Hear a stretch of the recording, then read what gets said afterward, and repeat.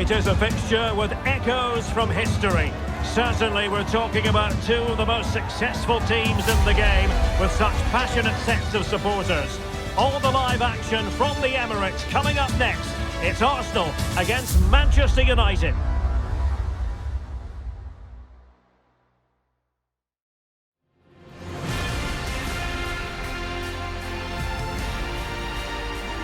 And a warm welcome. Our venue for this game is the Emirates Stadium in North London.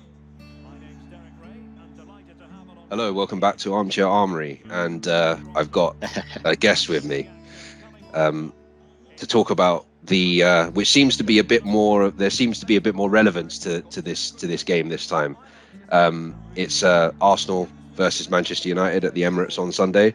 So, what better way to talk about that game is to bring on my good mate, that guy Stefan, to talk about it. So, welcome to the channel once again. I know we didn't catch up for the Old Trafford tie, but yeah, here we go. Yeah, thanks for having me back on, mate. And yeah, since I was last on your channel, you know, things are going a lot better. It's a bit of a nightmare last season, to be honest, but yeah, I think we're both in a much better position. You could almost have argued, and we drew last night, but you could almost have argued we were both in a title race, which is something that we've not experienced since we were a lot younger.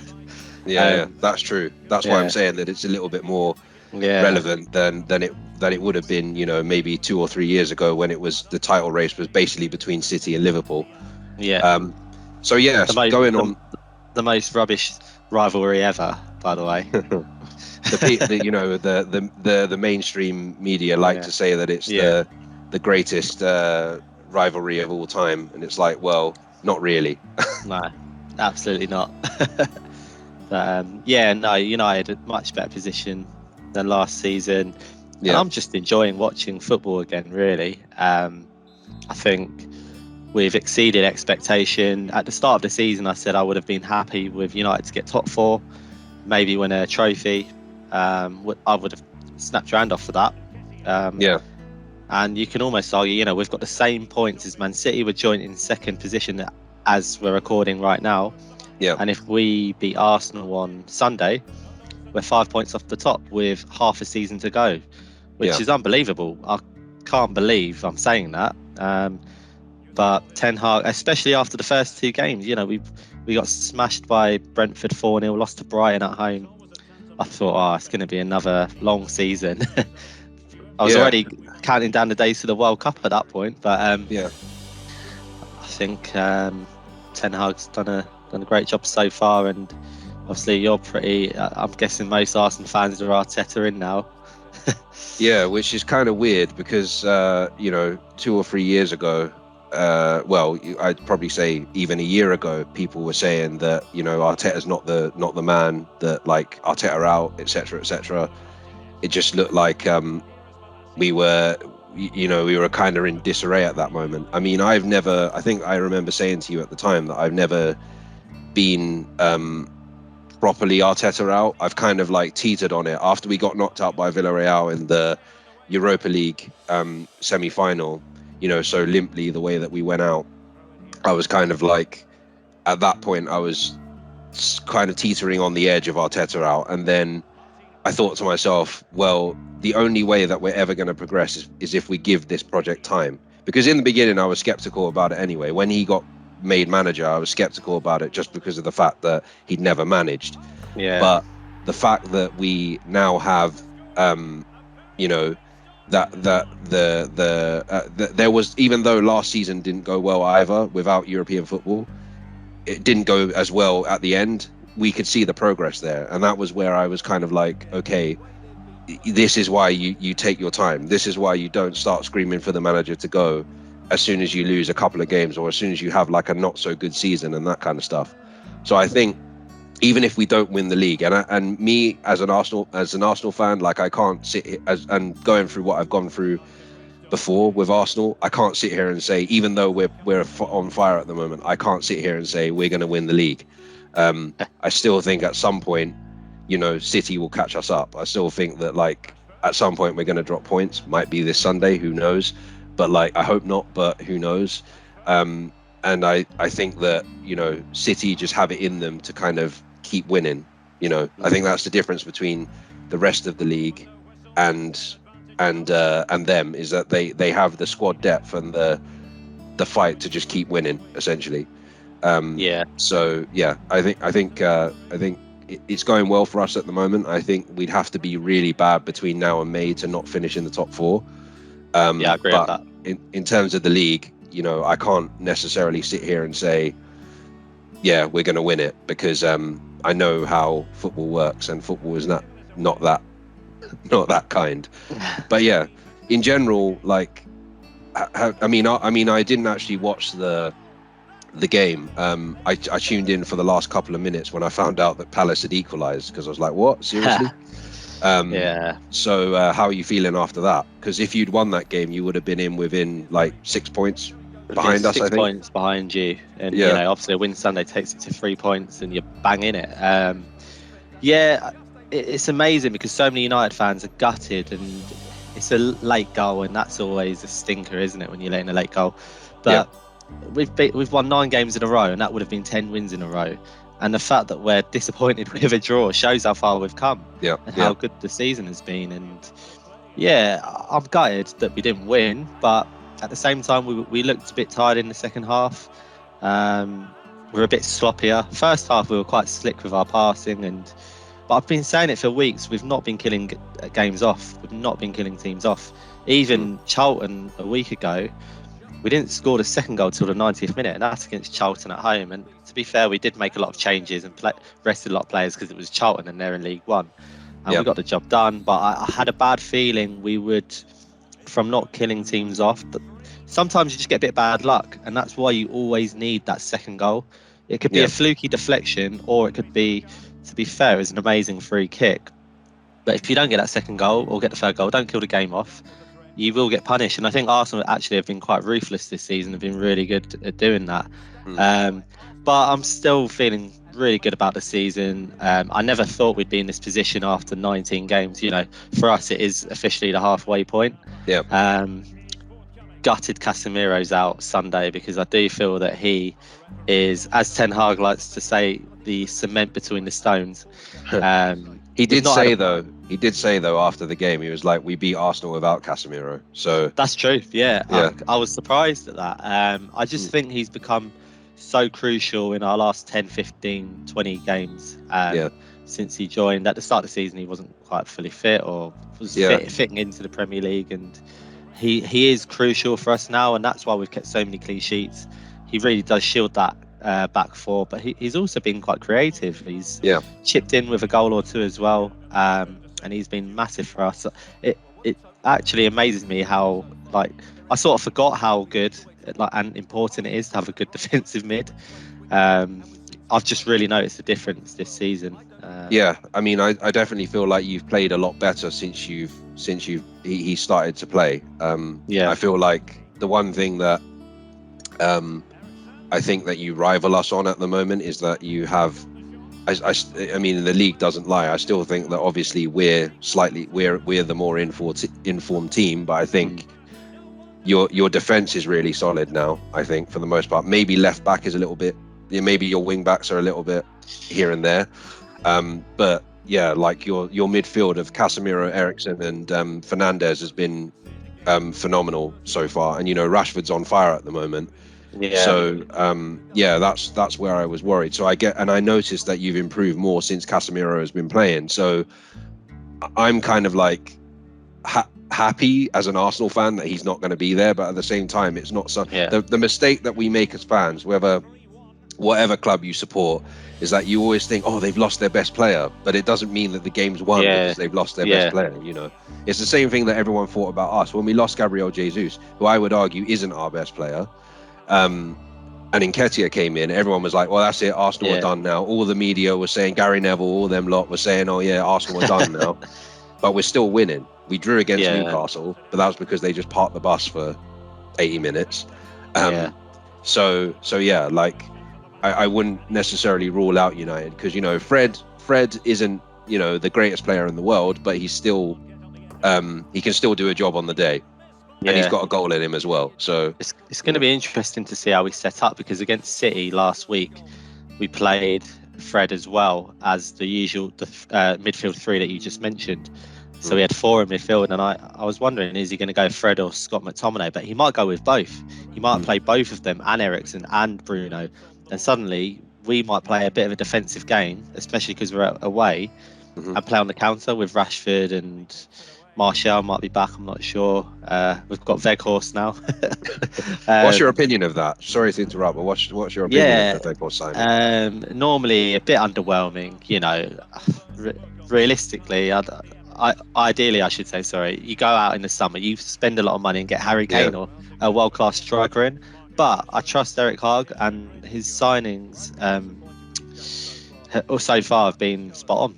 Yeah, I was surprised, because normally, having known you for as long as I've known you, I was expecting you to be all over social media going, "Oh, Weghorst." Well, wait, if he scores on Sunday, I will be, yeah. But no, it's not the most, it's not the sexiest of signings, you could say, but like, hopefully does a job for 6 months. We needed someone in anyway after Ronaldo left, but really in the summer we do need to strengthen. I think that's why we will probably fall a bit short of like the title and all that. It's amazing we're even talking about United in the title race, but it is nice for a change, because last season, we're scraping around to get into Europa, and it's just nice to even be in some of the conversations. And like, even with the game on Sunday, if we win, we could properly start getting excited, because it shows that we're not just good in periods. We can actually go on a good winning run, and even if we have a bad draw away at Palace, we can bounce back and go to Arsenal and get a result. So I feel like it's been a decent season so far. Yeah, that's good. I mean, I would agree with you. If you compare it to how United started at the start of the season, now you could say, they've done really well. I think the talk that people on Sky Sports and stuff like that were saying about, like, I saw after you beat City, which I felt it was quite, I think I said to you, I think it was quite an even game. I don't think that you were better than them and they were better than you. City have seemed to have just fallen off a rock recently. So I felt like it was quite an even game. And when the chances fell to you guys, you took it, whereas they didn't. They kept trying to basically, I felt they were trying to pass it into the net, essentially. They were just trying to outplay you most of the time. Yeah, they only had one shot on target, and that shows that they're just too many passes. Yeah. I have to say, do you know what? I feel they're a bit like us last season, where we were so reliant on Ronaldo as the main man up front. And Haaland, don't get me wrong, he's unbelievable. But they're a bit reliant on him, and when he's not scoring, no one else is really chipping in. I know Grealish scored on Saturday, but I feel like if it's not going well down that Haaland route, they've sort of changed the way they play, whereas back in the day, or even last season, they just had so many different avenues of scoring goals, and there's and they've lost Sterling and Jesus, who were two key players for them last season, and I don't know, I feel like they may have lost something only ever so slightly. That might be why they're falling behind a little bit. Potentially. I mean, the way that I who was it I saw say this the other day, and I kind of agree that they haven't gotten used to play with someone like Haaland up front. Because obviously since the World Cup's come back, he's barely scored. So but it's really I mean, the team that shocked me this season in terms of how bad they've been is Liverpool, and I know for you that must be amazing. And that was the problem as well. When we were bad, Liverpool, our biggest rivals, and Man City were so good. So it almost made everything 10 times worse, and that's why there was more pressure on the manager, more pressure on the players, and it probably made us drop more points because they were so good and we were so bad. But I think maybe that might have helped us as well. Liverpool and Chelsea struggling, even City not below. I still think what it will come down to, unfortunately for both our teams, is the strength in depth. I think City have a massive squad. Arsenal have, I would probably say, maybe the best 11. Well, at the minute they have got the best 11, because that's why they're top and 8 points clear. But a few injuries, suspensions like we've got now, it's who comes in, whereas City can just bring anyone in, and that will not so much now, but when we have all the Europa games, Champions League games, Like we've got 2 legs in the League Cup, we've got FA Cup. I think we've played like the most games this season by a mile. I mean, we're the only team still in 4 competitions, but I think that's what it will come down to, and that's where people forget about City. It's when you're playing twice a week, week in, week out, games do catch up with you, and it's the strength and depth that might bring City back to the top. Yeah, that's what I think as well. Because like if Rodri gets suspended or injured, they can bring in Calvin Phillips. Yeah.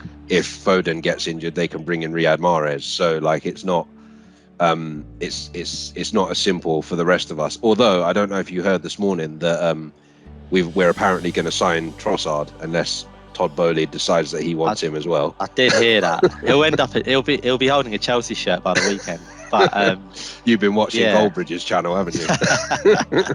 No, it's just from what I've seen. Don't get me started on Chelsea. That's a whole other video we could do. Yeah. I mean, it's like Football Manager. But yeah, I was even going to say Bloody as well, Yanks. even if Haaland gets injured, they can bring in Alvarez. It was amazing. Who also World looks Cup. decent. Yeah. Yeah. So that is the problem. But I actually think Trossard would. I mean, I don't know. I'm kind of in the middle with Trossard. I think he would be a good signing in the sense that he may do what Kulusevski did to Tottenham last season. Like I think he'll slightly improve us. I'm just worried that he's 28 and he hasn't been as good as he was before he went to the World Cup. So that's the only thing I'm worried about. But potentially, it's quite a smart signing because we're bringing someone in that's played in the Premier League for X number of years. Yeah. We know he scores goals. We know he gets into good positions. He can play across all of the front. I just think you need numbers, really, just a few Yeah. off the bench, because I've noticed so far, who do you bring off when you're struggling like against Newcastle? I think you change your fullbacks. Like, Yeah, you don't I think really Tommy trust the Asu came on. midfielders. Yeah, I think Tommy Asu was the only person that came on. I mean, yeah, for me, it's more important that we get someone as backup to Partey or Xhaka. Yeah, I know Smith Rowe's decent, but yeah. I know he's that a not lot of being people. involved Yeah, much. I know a lot of people have been saying Partey. Like a lot, I heard Jamie Redknapp saying last night. Oh yeah, not last night, whenever it was, when we beat Tottenham on Sunday. He said, yeah, if they lose Partey, that's it. And I would say, well, yeah, but like Xhaka's been just as good, if not better, than Partey this season. Yeah, he's been really good. I think that we need somebody in the central midfield, because like El Neni isn't. I know a lot of Arsenal fans give El Neni stick, calling him Mohamed El sideways and all that kind of stuff. But on his day, he's a decent squad player and he always does a job. He's always willing to do whatever. But that only lasts a few games. We saw it last season when he came in. It lasted about 5 or 6 games and then he kind of went off. And then you got Lokonga, who's got a lot of potential, but still isn't ready yet, in my opinion. So I think we need someone that doesn't mind, and I'll come on to something else in a minute, but like that doesn't mind being like a second or third choice central midfielder. Someone like an Artur, who Liverpool signed in the summer, that would have been perfect because he's a sub anyway, he's a squad player anyway, and he would have been all right to come in. I think we also need backup for Eddie Nketiah as well, because it sounds like Gabriel Jesus might be out for longer than they're saying.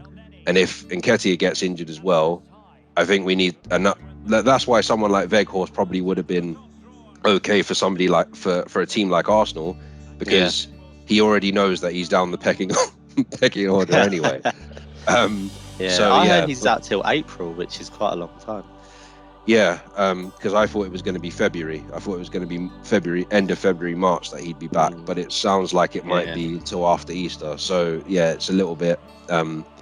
It's a little bit crazy, and I just hope Nketiah doesn't get injured in between that time, because he's actually done all right. He's actually done all right. I think he can only perform when he's playing, right? And he doesn't play that much, so I think he gets sometimes, because the player isn't playing, people think, oh yeah, he's no good. But Jesus was doing so well, like you can't just drop him. I think I actually think he's been decent. He could have. He should have chipped Lloris on Sunday. That would have been 3-0. That would have been very nice actually for you guys if he'd done that. But apart from that, I think Lloris actually made a good couple of saves. Apart from that clanger at the start, wow, that was ridiculous. But that North London derby felt a lot different from North London derbies at their place, because for some reason, like I'm always worried going into that game, and I'm always worried going into games against you, particularly at Old Trafford. But this one just felt like as soon as we started and we were just on them, I was like, I think we're going to win this. And you hadn't won there in 9 years, I heard, before the game, and I thought might be today that you finally win there, and obviously you did.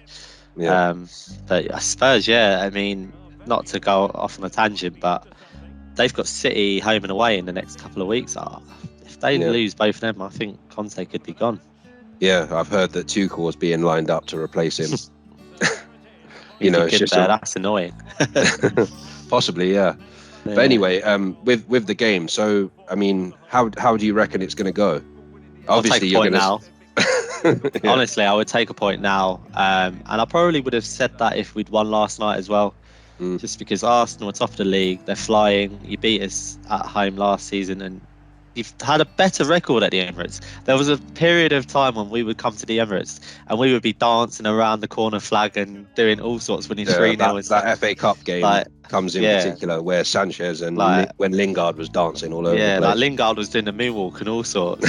I remember a time when Park scored and we won 3-0, and even Ronaldo days originally. But we seem to always have a nice time at the Emirates, but lately not as good. And with the form you're in, and you've had a week off as well, and we looked a bit jaded second half yesterday, which I was worried before the game, knowing that you'd have a week off, thinking we've got to go Palace away and then Arsenal away. But now after what I saw in the second half, I'm a bit like, have we been playing too many games and not rotating enough? Because Ten Hag has literally played the same team for the past 9 or 10 games or something, apart from we've been lucky in the cups because we've had easy fixtures in the cups, which is rare for us. Normally we get a terrible draw. We've had, and even in the next round of the FA Cup, we've got Reading at home, which we've got City away. Nightmare. But so he's not rotated loads, but in the cups he's been able to. But I just feel like you've had a week off. Your team can be fresh, confident from the Spurs win. We've just come off the back of a tough game at Selhurst Park. No Casemiro, who's been crucial to us. But you never know on the day, we might get an early goal. I don't know. Someone in your team might do something crazy, get sent off. You never know on the day. And Arsenal might be due a bad result. I mean, it feels like you've won every game this season. So, you don't know. And United do have a bit more about them this season. I feel there's a bit more grit and fight in them. We're not like what we were last season, that they're up for the fight. Every game you can see how much it means to the players. Gutted to lose Casemiro, but I'll take a draw now. But you guys have to be favourites, I would say, surely. Yeah, I think so. The only thing is kind of what you just said, that I'm worried that this was something I was worried about in the North London derby as well, is that these games always bring about some kind of reaction. So if Saliba gets sent off or Gabriel gets sent off or something like that, then it could go badly, is what I'm saying. And at the moment, the main thing that scares me with United is Rashford, because it seems like Rashford can't stop scoring, apart from last night. He had an off game last night, actually, but he's got it out of his system, so he's ready for Sunday now. We'll see what happens, but that's the main thing that that's the main thing I'm worried about. From my point of view, if I was going to sit here and be like, top of the league, Arsenal fan thinking about being top of the league, if you beat us, it's not going to make that much of a difference, really. No. But I'm more thinking about, we need to win to pull away from City. If City beat Tottenham tonight, we need to pull away from them. So I think we can beat you, just because our record at the Emirates in the past couple of years has been pretty good. I mean, I don't think the last time you beat us, I think, was in that FA Cup. Either in the... No, I don't think it was. I think there was a game in the league that you beat us 3-1 or something. Now. I think. Let me have a look, because I've got the what's it called? The Premier League website open, and that will probably tell me what our last results were. We've had a couple of games at the Emirates that were sort of a bit meaningless as well, recent times. So the last 2 games at the Emirates, so that would be the 30th of January 2021 and the 23rd of April 2022 was a draw, 0-0 draw in 2021. I remember that. I forgot about that. Yeah. I think that was Arteta's like first half season. I think that was the FA Cup win. I can't remember. Oh no, maybe not. I think it was 21. It must have been 21-22. So I don't think it was. But anyway, and then the last one was obviously last season where we beat you 3-1. Yeah, 3-1. Yeah, and that was, you know, that was when, and that was when you were like really bad at that point. That was Ranić, wasn't it, during the Ranić time? So because basically, if we'd got back to 2-2 that day, I feel like we might have actually gone on to win it, but it wasn't to be anyway. Yeah, I remember Ramsdale like celebrating in Bruno's face. Yeah, I won't say what I've thought of him since, but yeah. Yeah. Oh yeah. Well, what was you obviously heard about what happened at Tottenham Hotspur? Yeah. The fan kicking him in the back and all that kind of stuff. It was Jay from the In-Betweeners, wasn't it? It definitely looked like him. Looked like Paddy Pimblett. Yeah. Yeah. I mean, it's not good to assault, obviously. And I think it's a bit rich of, you know, I heard Jim White saying that it's Ramsdale's fault because he shouldn't have baited. And it's like, when you're caught up in the moment of like winning a football match, shit happens, essentially. Yeah, I've been to so many games and I've been pissed off by players, but I'm not going to run on and hit. Yeah.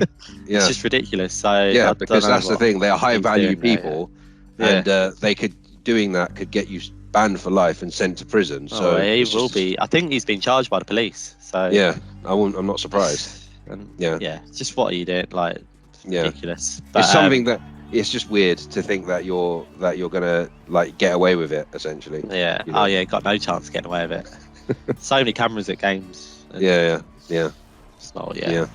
But so if you had to give a score, what would you go for? Do you know Prediction. We're without Casemiro. I feel like we haven't let in more than one goal in a game for a while, so I feel like you'll score at least 2. But I can't come on here and say we're going to lose. So I'm going to go for a 2. I do. Sometimes I have especially when we play City. Like last season, I'm you know me, man. I'm realistic, so I just say whether we're going to lose or not. Particularly against City. So but anyway, I'll let you finish. Sorry. I feel like I want to say we're going to go there and win, obviously, don't I? But no, it's going to be a 2-2 draw, I think. I hope, because I can see us getting beat Sunday, unfortunately. We've had an amazing run, you know, and, you know, I haven't lost in a long time. So I can see us getting beat, but I might have a couple of beers at the weekend and I'll start messaging you saying, do you know what, I've had a change of mind. You probably will do. We're gonna come there. I remember what I said to you after I can't remember what game it was. I think it was after you beat Liverpool.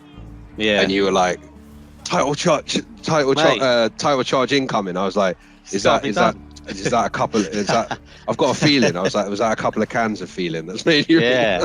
Well, you know, you've got to be positive, haven't you? So I like to always, because I was chatting with our colleague and mate at work, Tom, and he was like, you've been saying you're going to win it every year. And I say, yeah, I do. Because one year I'm going to be right, aren't I? And then I'll be like, I told you. Yeah. That's the thing. Like, a lot of United fans do that, though. They win like one game and they're like, oh, everything's back to normal. Fergie days are back. 21 incoming. No. Whereas Arsenal fans, like, we win. And like, as you see with me, like, we win and we're doing well, and I'm still saying no, it's not going to happen. Oh, my mate Andy, he refuses to say they're in the title race.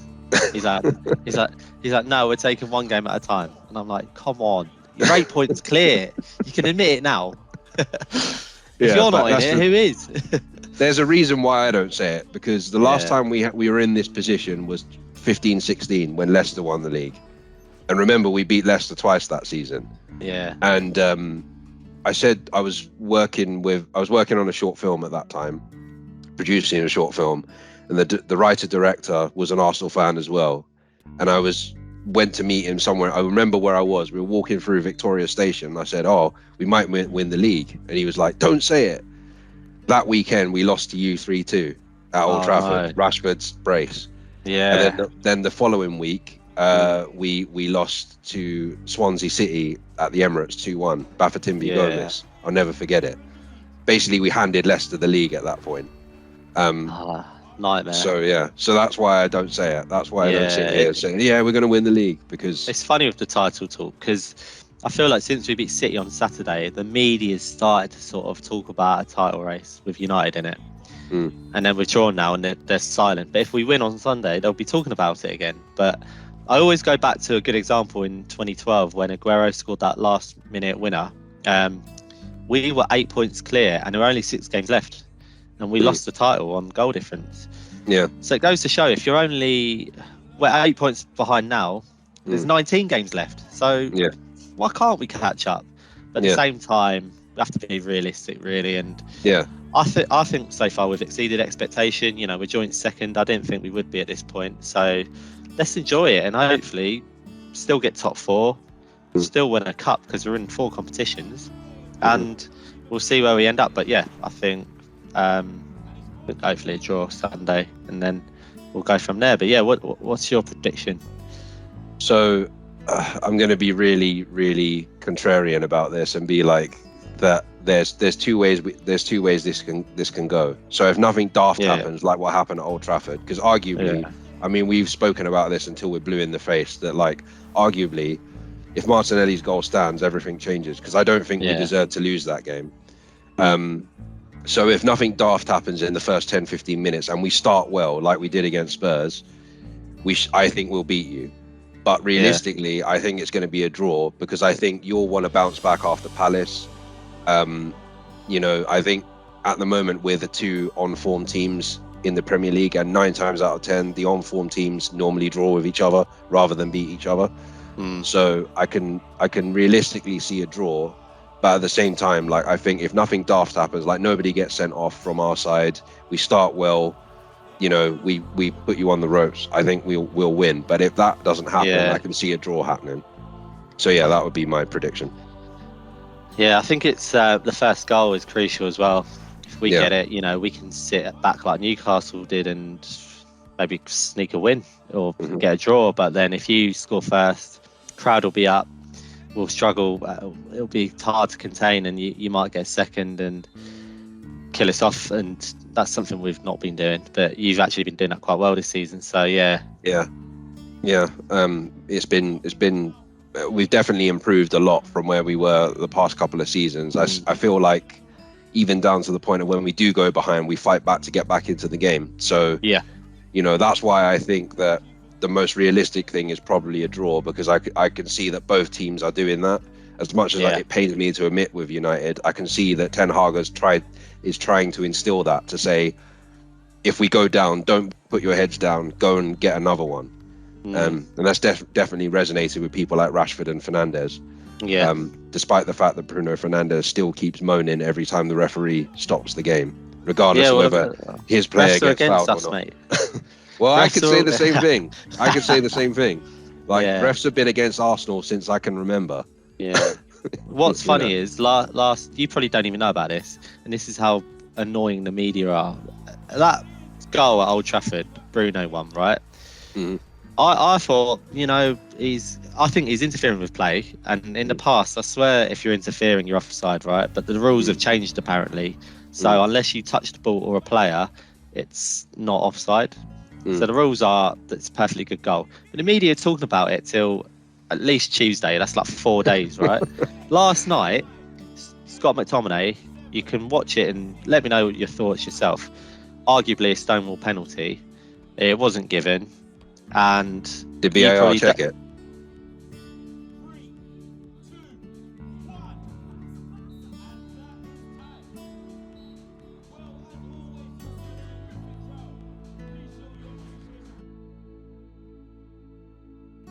No. Because I think the ref was told, and like when the VAR checked it, the ref was told what had happened, and he decided not to go to the monitor. He trusted he was told. Right. But the fact that you haven't heard about it shows how quiet the media have been. But if it was the other way around, we'd be hearing about it till Sunday. But yeah, it just kind of annoyed me that, because I thought on Saturday against City we had quite a few chances, and I know that gets the crowd up and it's momentum, isn't it, when that's given, and that's why we went on to get the winner. But yeah, it's just such media bias sometimes. It's a bit annoying.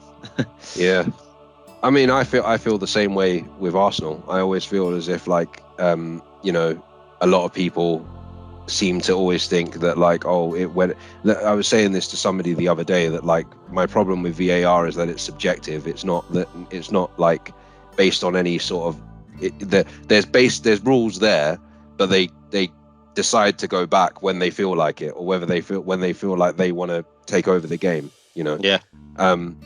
But yeah, like I feel the same way with bias towards Arsenal in some cases. Like, the amount of times I've, like, sworn at the television when Gary Neville's commentating and, like, Arsenal do something, he's like, oh, that's really bad, he should be booked for that. I'm like, and then when the other team do it, it's like, brilliant tackle, oh, brilliant. And you know my feelings on that bloke anyway. But yeah. Like, yeah, but stuff like that pisses me off. And like, the only person that's ever come out and said anything in defense of Arsenal in that sense is Micah Richards. Micah Richards is the only one that's come out and said, every time Arsenal do something, everyone's like, kill him. You know. Yeah. I don't know why. No, I like Micah. Yeah. But anyway, but yeah. So I guess we've been talking for nearly an hour now. So I guess it's best to wrap up, because you've got to get back to earning that P, so to speak. Yeah. I'll get back to it. I was going to say, Me too, if you had to give a end of season prediction quickly, where do you think Arsenal will finish? I think we're going to finish second. I still think that City are going to go on a mad run. They're going to do what we did in '98, like, go on a mad run and just about pip us to it. I reckon you're going to finish fourth or fifth. Really? Fifth? Nah, I'm not having potentially. That. I mean, it depends. Like, I think Liverpool have still got a chance to improve. If they continue the way they are, then you will finish fourth, I think. I think it will probably finish, you know, the way the table is now, but with City and Arsenal swapped. I think City will win it. I just, they've got the know-how. They've won 4 of the last 5 titles, and they've got the squad, which is what Arsenal don't have. Yep. I think we'll finish third. Maybe. I mean, I just realised that Newcastle are there, and again, it's another thing that everyone seems to be raving about Newcastle. Like, they're doing well, don't get me wrong, but they're not. I keep saying they're in their Mark Hughes period, where they're like on the, you know what I mean? When Mark Hughes is manager of City, when they've got Adebayor and Craig Bellamy. In the team now. So they're in that Mark Hughes period where they're about to possibly blow up, but they're not quite there yet. And I don't think, as much as it pains me to say, I don't think Tottenham are quite dead yet. You know, if Conte goes and Tuchel comes in, they'll definitely have a manager bounce. I still think that Liverpool have a chance to turn things around. So yeah, I'm not quite sure that you'll finish third, just because of the fact that the same thing, like last night was an indication that you're not perfect yet. You know, that's true. I mean, we've won 9 out of the last 10, but you're going to drop points. No, I know. But even the games you have won, like the game against Wolves, for example, I watched that entire game, and I didn't think you were great. You just took your chances. Yeah. There's only been a couple of times where I thought you were really, really good. I just think you've been winning conventionally, and winning is winning, don't get me wrong, but I don't feel that you're quite at the level. Maybe next season, but I don't think you're quite at the level where it's like, Man United are back. I think you're sort of at the stage where Arsenal were last season, if that makes any sense, where we weren't quite as good, but we were getting better. So I mean, looking at the table now, we're 11 points clear of Liverpool and Chelsea, and I do feel like we're a decent side now. I can't see them catching us. No, I'm not saying. I wasn't saying that you're bad. I'm just saying that, like, no. Yeah. But I think with the 4th and 5th, I think Newcastle will run out of a bit of steam. They don't have European football though, which might benefit them. But and you're their right, defense is unbelievable. their defensive record is Yeah. insane, Newcastle. Yeah. So yeah, I don't think they're going to concede many goals. But at the same time, I still don't think at some point, unless I'm completely wrong, Kane and Son will start firing again and get Tottenham back to where they need to be. So I do think Tottenham may finish at least above Newcastle. Yeah. You've got. Sorry, go on. So yeah, I think we're 6 clear of Spurs. If they sort themselves out, they could easily catch up. Yeah. Because we're only at the halfway point. But yeah, I think that's going to be my prediction. City first, Arsenal second, United third, and then 4th and 5th, Spurs, Liverpool maybe sneak into 4th, and then it's Newcastle. That'll be the top 6. If I could have a bet, that'd be my top 6. Yeah, I mean, I'm looking at teams like Fulham and Brighton and Brentford as well, and thinking you can't rule them out completely, but they're normally teams that fall away. Yeah. After a while, I think the top 6 for me would probably be City, Arsenal, Spurs, United, Newcastle, and then probably Liverpool, and then Newcastle. I don't think I think there will be. I do think there's going to be a point where Newcastle start to drop points. Yeah. Because I still wouldn't say that they're the 4th best team in the country right now. Yeah, they were lucky on Sunday as well. I'm not sure if you watched the game, but Mitrovic's penalty, he slipped and hit it. I did see that. Yeah, I did see that. Yeah, and that's 1-0 to Fulham. And then I'm not saying they win that game, but they probably don't lose it. And that they draw too many games. Newcastle, they've drawn 8 out of their 19 games. That's almost half their games that they've drawn. So they're solid at the back, but although Isaac's fit now, so maybe they'll score more, but they do draw a lot. I think that's their problem. Yeah, definitely. But yeah, I mean, we'll just have to wait and see. Something I always say on this channel. We'll just have to wait and see. Oh yes. But yeah, so I don't know whether you'll be interested in coming back again to react to the game afterwards. Yeah, absolutely, once mate. It's done. Depends on the score. No, I'll be back on. That'll probably be like Sunday evening or something. If you're available. But yeah. Yeah. But I guess we can wrap things up and go our separate ways for 90 minutes on Sunday. We won't be mates. No. The difference is that I don't antagonize you. I don't message saying, "Oh hey, yeah." I haven't said a word. You're predicting what I'm gonna do. Cool. All right. Thanks for coming on the channel, and as always, it's great talking about football as always. Yeah. So yeah, to the rest of you, thank you for watching. Like and subscribe. I'll be back again after the game on Sunday. So, and hopefully with Stefan as well. So until then, take care and stay safe. See you later.